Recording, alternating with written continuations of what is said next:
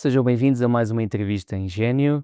Temos connosco o professor Arlindo Oliveira, engenheiro informático, professor catedrático do Departamento de Engenharia Informática do IST e presidente do Inesco. Professor, muito obrigado por ter aceito o Obrigado. nosso convite.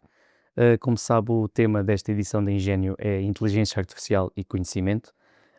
Quando falamos hoje em inteligência artificial, estamos sobretudo a falar de uma nova tecnologia, ou de uma nova forma de produzir conhecimento. Como é que desmistificamos aqui o conceito de inteligência artificial? Bom, por enquanto ainda não é uma forma muito significativa de produzir conhecimento. É uma forma sim de acelerar processos que eles mesmos levam ao conhecimento. A ciência artificial tem várias componentes. Há a componente da analítica, da análise de dados, há a componente na inteligência artificial generativa, há a componente de permitir gerar novos conteúdos, mas até ao momento, embora houve algumas descobertas interessantes feitas com a inteligência artificial, a generativa em particular, mas ainda não é, digamos, a maneira mais comum ou frequente de gerar novo conhecimento. Mas é provável que isso venha a acontecer no futuro, quer dizer, há de facto muito trabalho a ser feito em mecanismos que permitem vir a descobrir novo conhecimento, a combinar conhecimento existente, etc. Não será muito espantoso que daqui a uns anos alguma parte do conhecimento que venha a ser gerado por estas ferramentas. Mas elas, de alguma maneira, já há muito tempo que vêm a ser usadas para analisar dados e para gerar novo conhecimento, sempre liderado, obviamente, por atores humanos. Não é bem uma nova tecnologia no sentido em que resulta de uma evolução mais ou menos permanente e longa de há muitas décadas, mas de facto tem havido acelerações significativas nos últimos 10, 15 anos, e em particular a visibilidade desta tecnologia aumentou muito nos últimos 3 anos, com o lançamento há 3 anos do ChatGPT, em que de repente as pessoas perceberam que os modelos de linguagem são repositórios de informação e de conhecimento, que são muito fáceis de usar, fáceis de interagir com e que aumentam em muito a produtividade individual. A inteligência artificial está cada vez mais presente também na investigação científica, como referiu. Vê a inteligência artificial como uma ferramenta avançada ou como uma verdadeira coautora de conhecimento, ou seja, uma parceira de um investigador científico? Bom, por enquanto é meramente uma ferramenta, não é? Portanto, não há ali intenção, não há originalidade, não há iniciativa. Mas a verdade é que, enfim, uma grande parte da atividade científica corresponde também a ler coisas novas, perceber ligações, a perseguir determinados fins, e à medida que a tecnologia se desenvolve, à medida que temos agentes com fins mais autónomos, à medida que estes sistemas têm mais capacidade de raciocínio, que estes sistemas têm de interligar diversas fontes de conhecimento existente, tornar-se-ão, enfim, ferramentas cada vez mais poderosas, mas vai chegar ali uma altura, provavelmente, onde vamos vê-los como autores, se assim quiserem, pelo menos as fontes de novo conhecimento. Já houve alguns casos em particular, por exemplo, foi descoberto há pouco tempo um novo algoritmo de multiplicação de matrizes mais eficiente que os já existentes, que os já conhecidos, que foram descobertos não por iniciativa no sistema de IA, mas através do uso no sistema de IA para descobrir esta nova maneira de combinar estas operações matemáticas, mas não é a autoria do sistema de IA. Uhum. Agora, à medida que os sistemas ganharem mais autonomia, começa a ser um bocadinho mais difícil, não é? Quer dizer, se eu disser a um sistema, pá, vai descobrir uma maneira de interligar a relatividade com a mecânica quântica, e o sistema vier com uma resposta, não é? Improvável neste momento, se calhar nunca vai acontecer, mas começamos a ter dúvida, que é, fui eu que disse ao sistema que não percebo nada, nem de relatividade, nem de mecânica quântica, ou foi o sistema que foi ler os artigos e percebeu que havia uma maneira de enquadrar e vir com uma teoria unificada. É muito difícil essa fronteira, não é? E eu acho que estamos cada vez mais próximos dessa fronteira. Há exemplos em que a IA gera hipóteses que os humanos não anteciparam, neste caso foi o que referiu nesse exemplo. Estamos preparados Esta para ainda não aceitar. aconteceu, não é? Pois, ainda não aconteceu, mas estamos preparados para aceitar que a inteligência artificial nos dê resultados que nós não antecipamos? Bom, isso já acontece agora, não é? Isso já acontece agora. Portanto, o que aconteceu quando, portanto, os modelos de linguagem são basicamente modelos estatísticos, palavras é que seguem a cada palavra dado um certo contexto.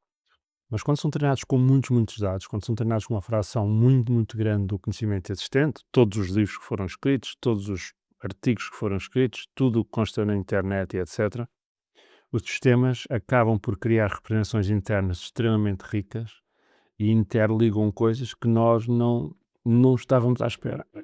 E, portanto, é perfeitamente possível, e acontece muitas vezes, sair a haver ligações que não estávamos à espera e a aparecer com teorias ou com explicações que são surpreendentes. E isso é cada vez melhor, especialmente quando os sistemas tiverem maior capacidade de raciocínio, que por enquanto ainda é muito limitado. E, portanto, uma das surpresas dos investigadores foi que estes sistemas treinados em dados cada vez maiores têm, de facto, comportamentos e competências emergentes que não estávamos à espera. Sei lá, por exemplo, não estávamos à espera que eles aprendessem a programar, mas aprenderam a programar, não é? Porquê? Porque viram muitos programas e acabaram por perceber a lógica inerente à programação e há milhões e milhões de programas escritos. E, portanto, há um conjunto de competências que não se esperavam dos modelos de linguagem, mas que acabaram por aparecer, as chamadas competências emergentes. Portanto, desse ponto de vista, são surpreendentes já e acho que serão mais surpreendentes no futuro. Muito bem. Que impacto, pode ter isto na forma como avaliamos o mérito científico, a autoria e a validação de conhecimento?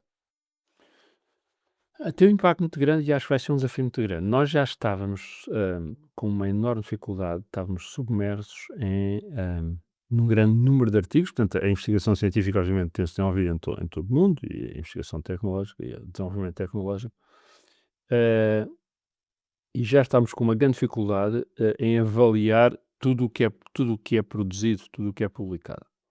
Porquê? Bom, porque há muita gente, porque há uma grande pressão para as pessoas publicarem resultados incrementais e, portanto, já as grandes conferências, as grandes revistas, etc. Depois, ainda por cima, apareceu um conjunto de revistas e conferências chamadas predatórias, no sentido em que exploram a necessidade das pessoas publicarem, embora não haja realmente processos de revisão por pares. Portanto, esta já era uma crise que atravessávamos e até há poucos anos. Só que agora tornou-se muito mais evidente, porque agora é muito mais fácil produzir novos resultados, é muito mais fácil produzir artigos com base em resultados incrementais e, de facto, é quase é fácil produzir, muito mais fácil produzir novos artigos.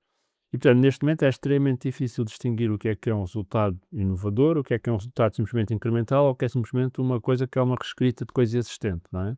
A própria inteligência artificial está a ser usada para tentar fazer esta distinção, mas também não tem a profundidade, pelo menos por enquanto, para fazer este tipo de análise. Neste momento já há muitas conferências, por exemplo, que usam inteligência artificial no processo de revisão, algumas proíbem, outras usam explicitamente, outras usam a inteligência artificial, por exemplo, fazer resumos que apresentam aos decisores finais. Portanto, há neste momento toda uma panóplia, mas acima de tudo, a conclusão é que é cada vez mais difícil fazer uma avaliação objetiva da qualidade de um trabalho, do mérito de um autor, do mérito científico de uma pessoa, etc. E, portanto, neste momento acho que há aqui um desafio grande para a comunidade científica. Já agora, depois há questões geopolíticas. Neste momento, uma enorme fração dos artigos chegam da China, que é um país muito populoso, com uma grande capacidade até agora não escreviam muito nos mídias ocidentais, mas agora com os modelos de linguagem, muitos deles, aliás, feitos na China, também escrevem em inglês perfeito e correto. Portanto, neste momento eu acho que todo o sistema científico da avaliação por pares está a atravessar uma crise da qual não é muito óbvia a saída. Pode acontecer que a saída venha a ser justamente usar a inteligência artificial para fazer grande parte do processo de revisão por pares, que é agora a base, não é? Já falámos em código, em projeção de sistemas e otimização de soluções. O que é que passa a distinguir um bom engenheiro agora com a utilização da IA? Bom, ainda há muitas atividades de engenharia que não são fáceis de fazer ou de entregar um sistema de inteligência artificial, quer dizer, projeto de estruturas, desenho mecânico, não é? Análise de impacto ambiental, tudo isso. Agora, algumas destas coisas, por exemplo, analisar documentos, fazer uma análise de impacto ambiental de um conjunto de documentos, começam a ser cada vez mais execuíveis, pelo menos parcialmente, ou pelo menos ser parcialmente automatizadas por sistemas de inteligência artificial. E, portanto, parece-me essencial que um engenheiro saiba usar a tecnologia. Isso é uma coisa que, quer dizer, desde as regras de cálculo aos computadores e à programação, sempre foi essencial um engenheiro usar a tecnologia. Uma pergunta um bocadinho mais difícil de responder é: ok, mas o que é que o engenheiro pode realmente deixar de saber ao existir uma tecnologia que faz parte disso. Por exemplo, fazer um programa para uma coisa simples, uma página web, etc. Será que o engenheiro tem de fazer ou pode simplesmente pedir a uma coisa tipo Codex ou Claude que faça isso, não é? O engenheiro civil tem de saber dimensionar uma estrutura ou basta perguntar a um programa que já existe que faz o dimensionamento de estruturas, não é? Essa é um desafio que nós enfrentamos agora, em particular no técnico, é onde estamos a discutir estas questões. A minha opinião é que é fundamental, mas é uma opinião de uma pessoa já velha, não é? E que provavelmente daqui a 30 anos uma nova geração vai ter uma nova opinião. A minha opinião é que um engenheiro continua a ter necessidade de uma boa formação matemática, de uma boa formação em física, de perceber os fenómenos, de perceber a sua especialidade, seja civil, mecânico ou eletrotécnico, e saber pelo menos o suficiente para fazer as perguntas certas e interpretar os resultados, não é? Agora, se tiver sistemas muito eficazes, muito eficientes, que não só conseguem interpretar as perguntas, mesmo que elas não sejam muito boas, e dar um dimensionamento adequado, continuamos.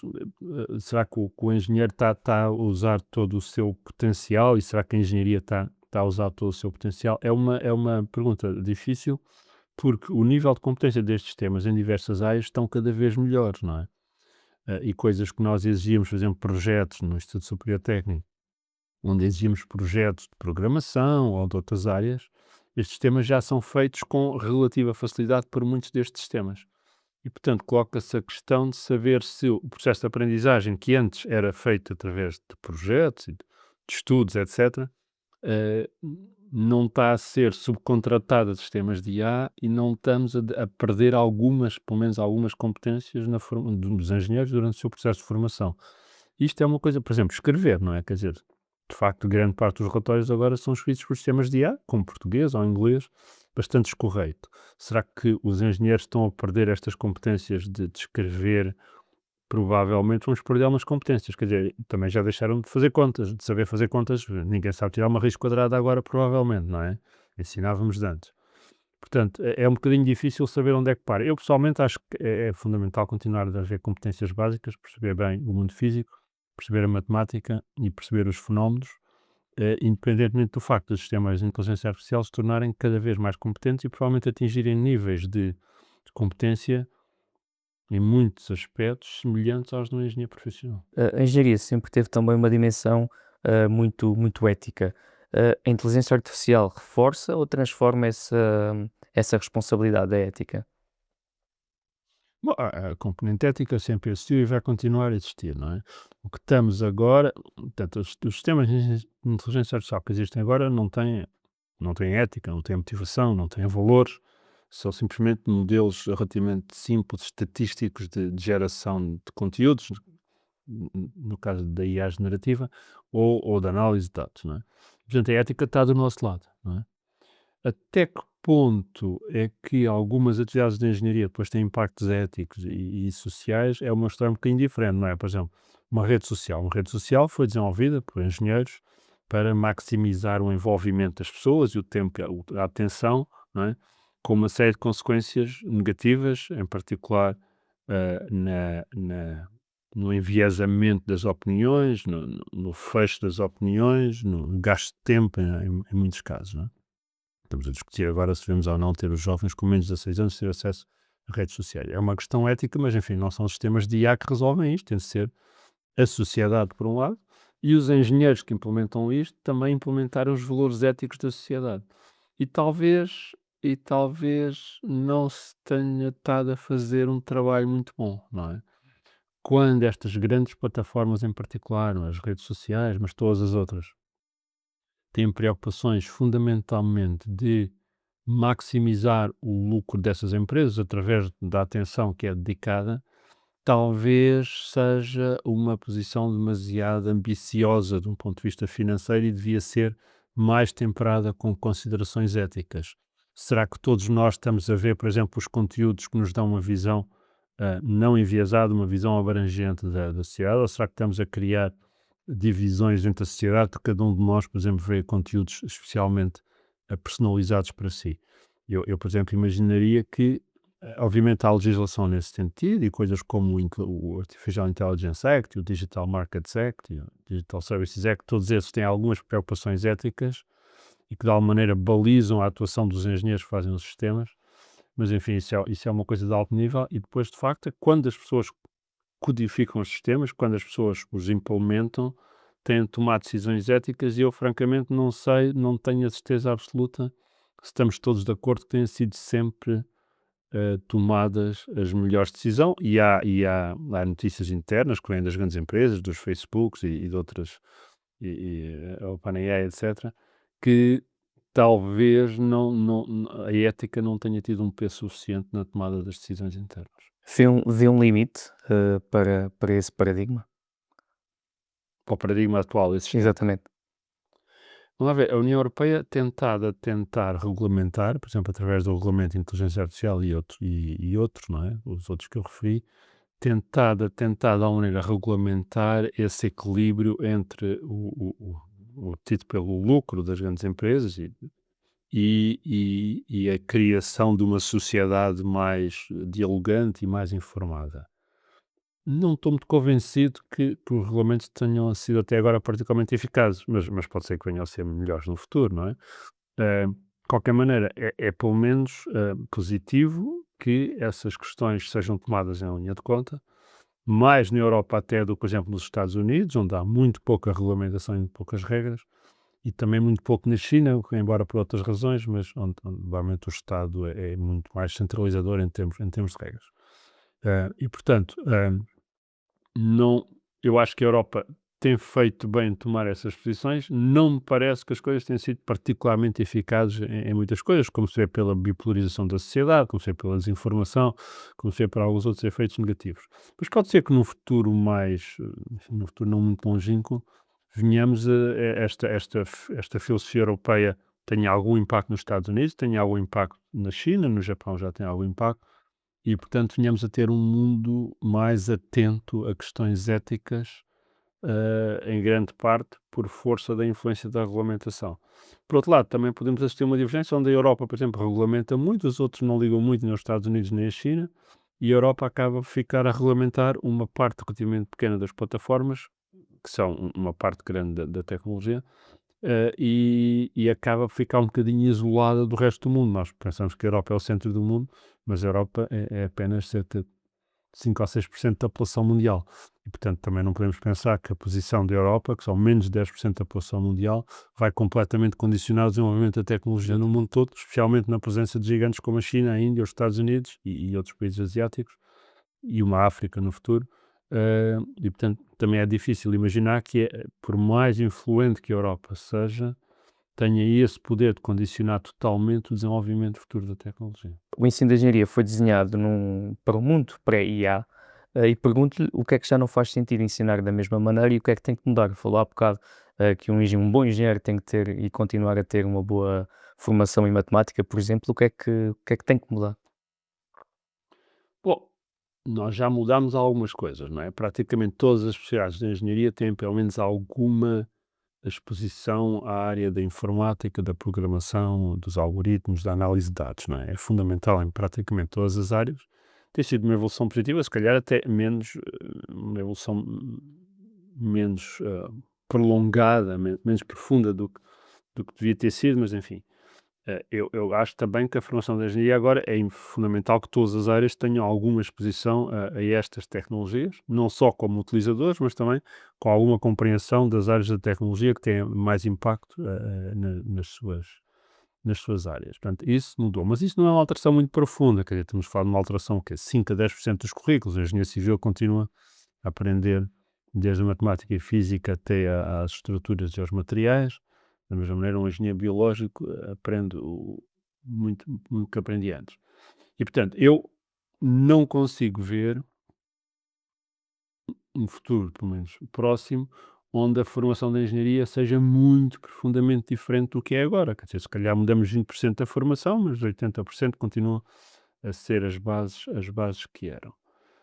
Agora, isto é o que eu não consigo, não é? Agora, pode ser que o mundo seja um bocadinho diferente, quer dizer, imaginemos que daqui a 10 anos, por exemplo, ou 20, faz, há sistemas que são, na prática, tão competentes como um engenheiro civil no projeto de um edifício, de uma estrutura, etc, não é?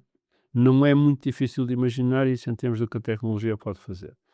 Então, se tivermos sistemas destes, faz sentido formar engenheiros, estou a dar o exemplo da engenharia civil, que basicamente têm as mesmas competências de um sistema destes, não é?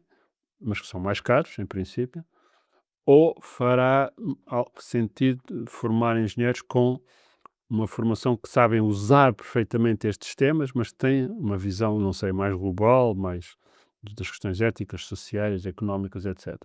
É uma pergunta para a qual eu não tenho resposta. Quer dizer, também depende um bocadinho de qual é a competência que estes sistemas vão ter daqui a 20 anos. E nós, na prática, estamos a trabalhar sobre uma história recente de 5 anos de desenvolvimento. Quer dizer, os modelos de linguagem não são a única tecnologia existente, e há outras tecnologias, como a aprendizagem por reforço, modelos de difusão, etc. Mas os modelos de linguagem mudaram muito uma coisa, porque basicamente mostraram que com suficiente treino, que com suficiente dados, eles conseguem adquirir competências extremamente profundas em muitas áreas, não é? E portanto, se continuarmos a evoluir a esta velocidade, uma coisa que eu não sei dizer ou não, provavelmente daqui a 5 ou 10 anos vamos ter sistemas extremamente competentes em medicina, em direito, em noutras áreas mais ou menos técnicas, incluindo a engenharia. E portanto, temos de pensar até que ponto é que uma formação de pessoas para terem as mesmas competências, em grande parte, que estes sistemas, é a coisa mais adequada ou não. Eu, como lhe disse, sou conservador. Acho que grande parte da formação deverá ser essencialmente. Não vejo, por exemplo, um engenheiro que não saiba matemática, não vejo um engenheiro que não saiba física, depois, dependendo da especialidade, saberão outras coisas. E parece-me que esse conhecimento geral da ciência, do mundo científico, como as coisas funcionam, vai continuar a ser essencial. Desse ponto de vista, eu não veria uma alteração muito, muito profunda no que é um engenheiro, ok? Mas estas questões vão se colocar noutras áreas e cada vez mais difíceis. Por exemplo, na medicina era dada muito em foco à memorização, não é? Havia as famosas cadeiras de anatomia, etc. E coloca-se, ainda onde eu estava no encontro nessa área, coloca-se a pergunta, mas faz sentido manter esse foco, essa importância na memorização, uma coisa menos importante na engenharia, não é? Agora que os dados estão em todo lado, a pessoa pode perguntar, pode ver, pode. E, portanto, há aqui uma série de perguntas. Eu acho que estamos a assistir a uma área de rápida alteração e coloca desafios muito grandes às instituições de ensino superior para analisarem as tendências e esperemos convergirem numa abordagem, e em particular da engenharia, numa abordagem que as leve a um sítio onde continuam a trazer valor, não é? E não sejam de alguma maneira menorizadas face a outros mecanismos de obter conhecimento. Enquanto professor e concordando efetivamente em que um bom engenheiro e um bom aluno tem que continuar a ter essas bases que elencou, essa aprendizagem deve ser iniciada com o uso do IA logo desde o início ou devemos ensinar os alunos atuais de engenharia e de qualquer outra área a pensar primeiro sem recurso a ela?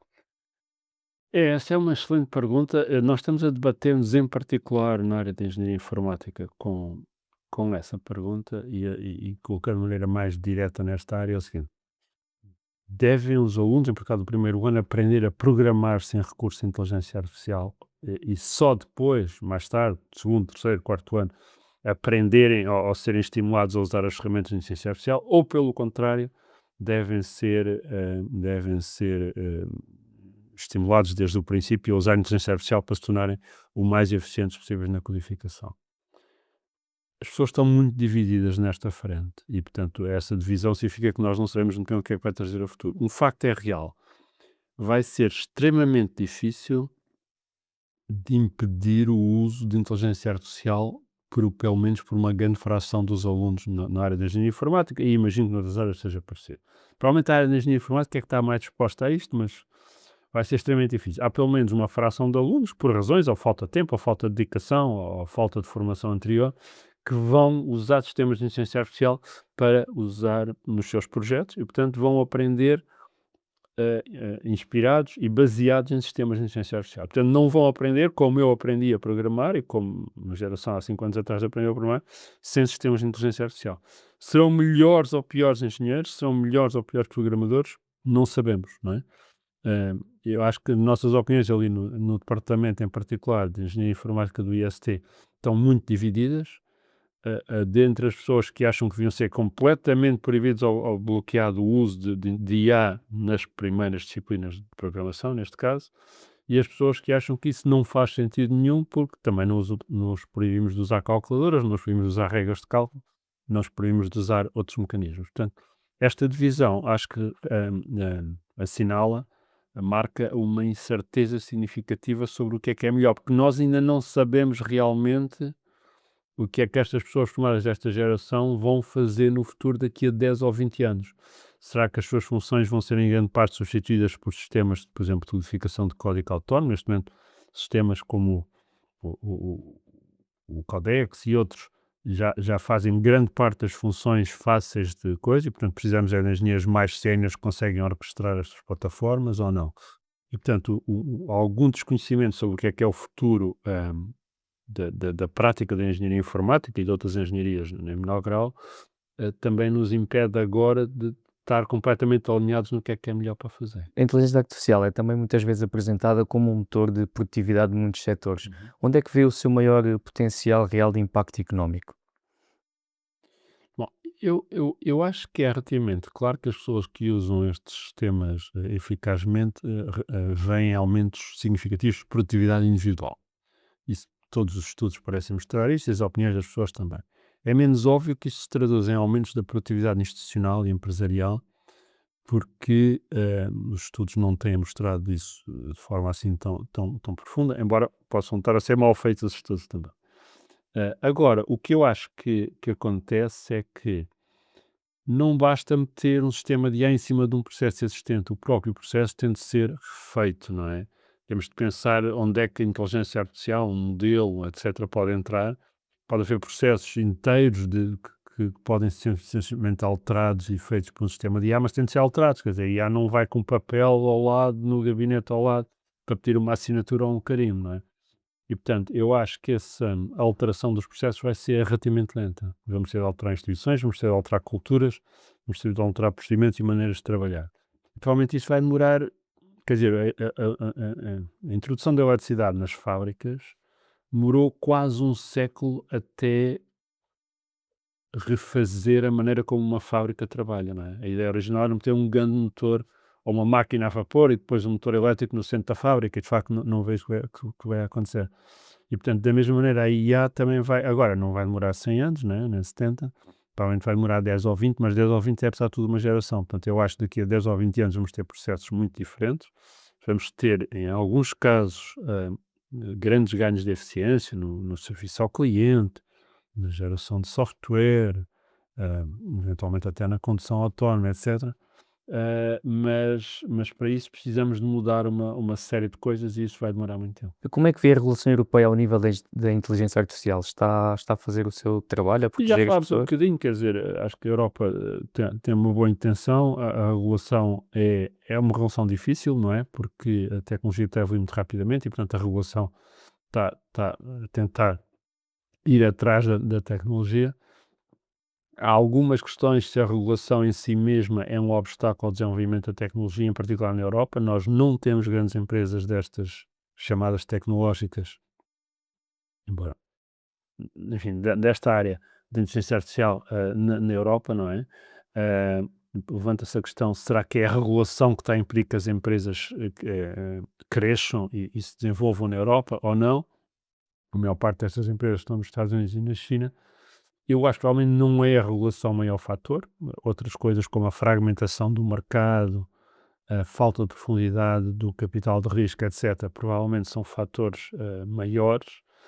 Mas a regulamentação, apesar de tudo, tem o seu impacto. Todos nós sabemos, por exemplo, que o Regulamento Geral de Proteção de Dados impõe custos e impõe dificuldades às organizações, nem sempre tendo um grande sucesso na proteção eficaz dos dados dos cidadãos.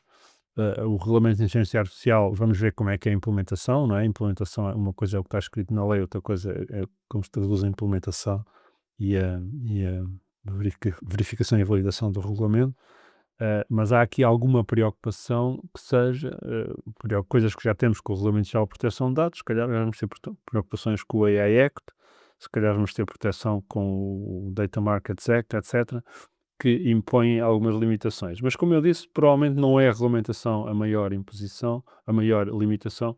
A regulação é mais um fator que distingue a Europa, que se junta aos mercados fragmentados, a uma mais baixa apetite pelo risco, a um menor espírito de empreendedorismo e também o facto de que os sistemas de apoio e segurança social provavelmente também, de alguma maneira, diminuem a abordagem que as pessoas têm ao risco, etc.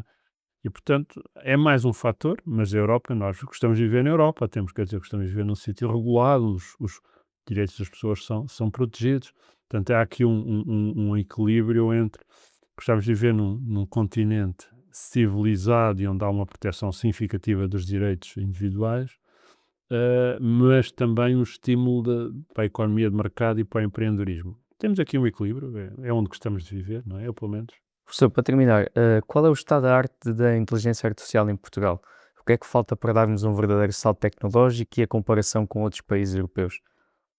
A inteligência artificial em Portugal tem uma história bastante profunda ao longo destas décadas. Temos muitos grupos muito bons de investigação, temos várias empresas, alguns unicórnios, temos, salvo erro, 7 unicórnios em Portugal. eh, em toda a Europa há 100, portanto nós estamos muitas, e muitos destes unicórnios, não todos, mas provavelmente todos eles têm a ver com tecnologias de inteligência artificial ou relacionadas, e portanto eu acho que Portugal está bem posicionado. Ah, Também gostamos de adotar, chamamos early adopters, gostamos de inovação, portanto é relativamente fácil criar pilotos, as pessoas adoptam as tecnologias, etc. Portanto, acho de maneira geral, Portugal está bem posicionado relativamente a isto.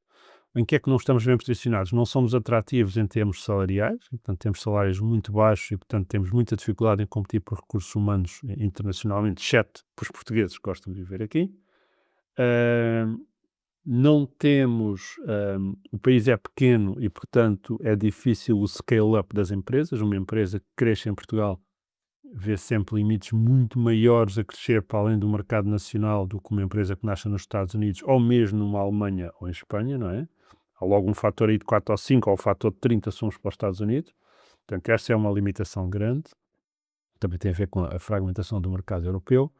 E depois temos de pensar, quer dizer, 10 milhões de portugueses, que ainda por cima não somos, em termos médios e globais, muito educados, embora muito mais do que há umas décadas atrás.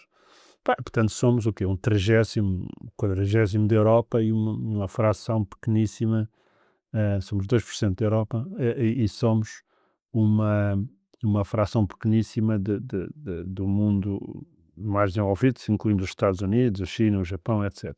Bem, portanto, não podemos esperar que Portugal venha a ser assim um grande centro não temos, quer dizer, só para termos uma ideia, o- os 500 mil milhões de dólares que estão planeados investir nos próximos anos pelas grandes empresas da IT são múltiplo do produto interno bruto português, não é? Portanto, não podemos também ter a ambição de ser um grande player. Agora, eu acho que a nossa dimensão somos bons players. Acho que podemos usar a tecnologia para melhorar a nossa eficiência, aumentar a nossa produtividade. Acho que devíamos ter um desígnio de melhorarmos a nossa produtividade, o que permitiria aumentar os salários, atrair melhores pessoas, não é? Focarmos em áreas onde é possível aumentar a produtividade e não estarmos completamente dependentes de áreas ou muito dependentes de áreas como, por exemplo, o turismo, onde os ganhos de produtividade são muito mais difíceis por força da natureza da atividade. Eh, e devíamos, de facto, ter a ambição de criar empresas e sistemas e iniciativas que permitam aumentar a produtividade do país e atrair mais pessoas altamente capacitadas. Por um lado, a baixa produtividade e, por outro lado, o envelhecimento da população, que é muito marcado em Portugal, somos um dos países mais envelhecidos do mundo e, portanto, com as consequentes sobrecargas dos sistemas de segurança social, de saúde, etc. Professor, mesmo para terminar, como pode e deve a Ordem dos Engenheiros posicionar-se perante alguns desafios que elencou nesta última questão? Eu acho que os engenheiros, com a sua, e a ordem em particular, com a nossa visão muito pragmática, devíamos perceber que o problema, o desafio essencial do país é a baixa produtividade, tal como ela é quando comparada com os nossos congêneres europeus. Não é? Temos também o desafio demográfico, que é uma questão importante, mas parte do desafio demográfico pode resolver-se com a atração de pessoas altamente qualificadas, imigração qualificada e também, obviamente, com a educação dos jovens. Mas nós temos feito um bom trabalho na educação, de alguma maneira. E, portanto, eu acho que a Ordem dos Engenheiros devia sensibilizar o governo e toda a sociedade para a importância de todos sermos mais eficazes, mais produtivos. O que é que isto significa? Pá, significa não criarmos legislação para que aumente a burocracia e reduza a produtividade. Significa não passarmos tempo a fazer e preencher formulários ou em filas de espera ou o que for à espera de coisas. Significa que os processos de licenciamento, etc., não deviam demorar meses ou anos ou o que for a serem feitos.